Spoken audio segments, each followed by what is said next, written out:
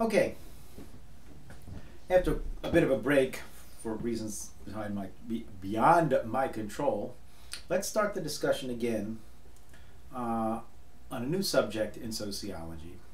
Well, this is really a biggie. We're going to talk a little bit about race. And this mini lecture will talk about the definition of race and ethnicity, which are definitely not synonymous. But first we got to know, what is race? Certainly in America we think of it as, different skin color. He's either African American or Asian or American Indian or Native American. But race is used in many ways. We talked about the human race, or in Europe certainly we talked about the Jewish race, which is a religion, or the British race as a nationality, or the racial differences in Africa, some not too long ago between Hutu and Tutsis, which is sort of like a tribal race. So where are we with this race business? What can it be? And then on the other hand, if race is something which defines people as a group, we know that people can intermarry between the races, no matter how you define it. So, so they intermarry, they have offspring, and then you have multiracial. So, is it a real biological entity or not?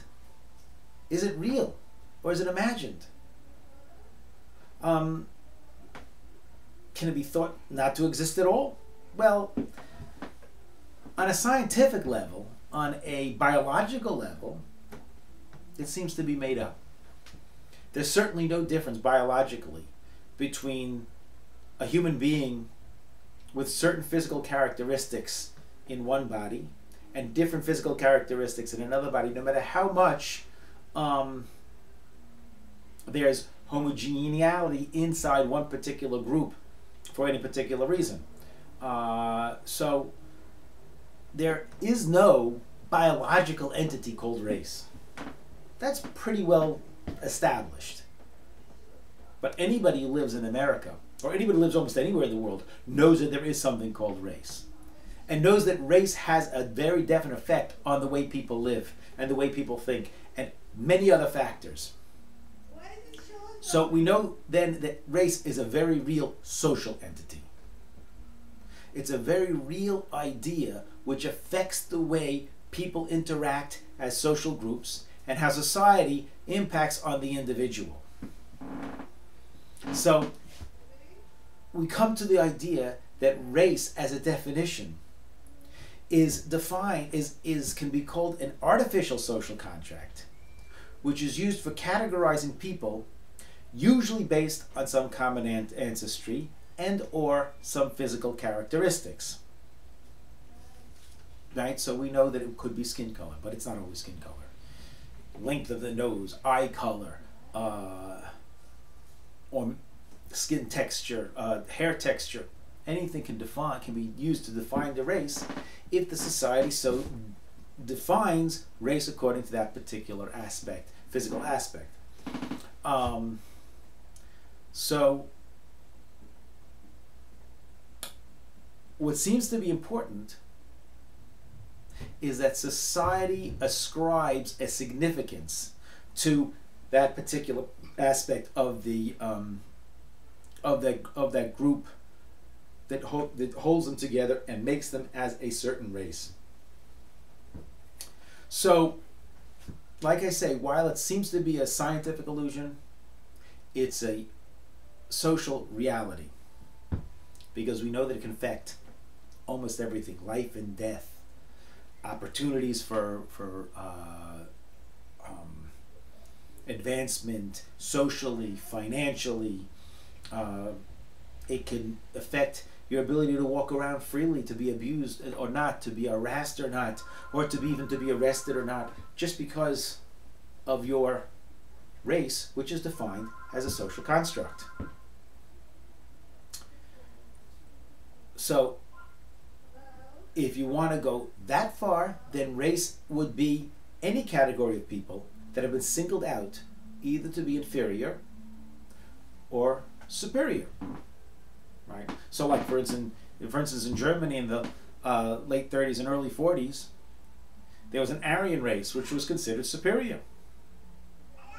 It was not based on any scientific fact, but it exists socially because that defined where you would be in society, or whether or not you can be arbitrarily shot. And of course, it could be based on some sort of common ancestry. So that's as far as race is concerned. Mostly defined by the society based on some sort of physical characteristic or common ancestry.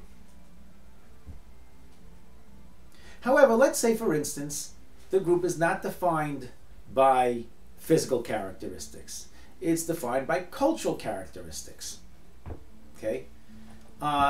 Then we call it ethnicity, an ethnic group. Right? So it can include places of origin. It can cultural customs, such as style of dress or the type of food people eat, definitions of beauty, all those things that we talked about which define culture. And in the United States today, as an example, there are many different ethnic groups in every racial category. Besides the, we are either Native Americans or some sort of immigrants. And with a Native American, which is a racial category as far as the government is concerned, there are many different ethnicities, many different cultures, many different nations. And of course this is true for European. There's an ethnicity, Romanian, French, Italian, there's certain very different ethnic groups. And same thing with Asian, Japanese, Korean are very different. And within the black community, you have quite a difference between the people from the Caribbean or people who have been here in the United States for 300 years because their ancestors were brought over as slaves. Very different cultural backgrounds, very different ethnicities. So when people claim an ethnic identity, is it fixed? Is it something that is definitive according to whatever? Can they choose? It's not, you know, when you talk about physical identity, the race, it's hard, although with today's multiracial things, people can, in a sense, choose how they want to identify themselves, but they can actually choose a particular type of ethnicity, because if it's cultural, then could it be?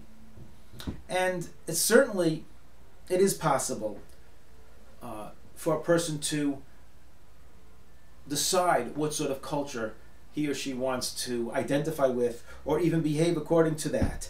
Can move cultures. So although this is certainly affected by social forces, this is an interesting area that one can talk about in sociology. As one goes over and, let's say, has a number of cultural backgrounds that a person can choose from because his parents are from one place or another place or another place, so there would be some sort of identification, selective identification, and that a person can also, at the same on the same token, have selective forgetting of certain parts of his or her cultural identity.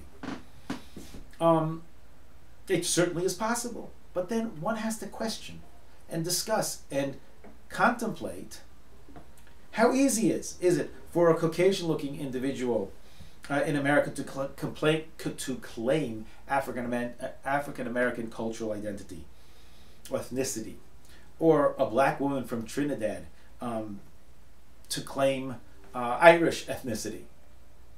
Well, it might be difficult, but it certainly is possible. And the question is, what are the factors that make that possible? What are the factors in society that impinge upon the person and make it possible? When you have, for instance, a person from Trinidad moving to Britain, come here with a British accent, growing up with British culture infused from birth. She comes here, and she's considered an African American, or is she considered British? On the telephone, one would have no doubt. Talking to her with all different sorts of understanding from her culture, one would have no doubt. But then one looks at her, and then some people start to doubt. Has to be thought about, doesn't it? Now, one aspect of ethnicity, which is racial ethnicity, was important, is particularly the dominant culture. What is the dominant culture in the society or not? It's not necessarily the majority or minority, right? Because we've had certainly we've had situations where the minority is the dominant culture. They set the tone.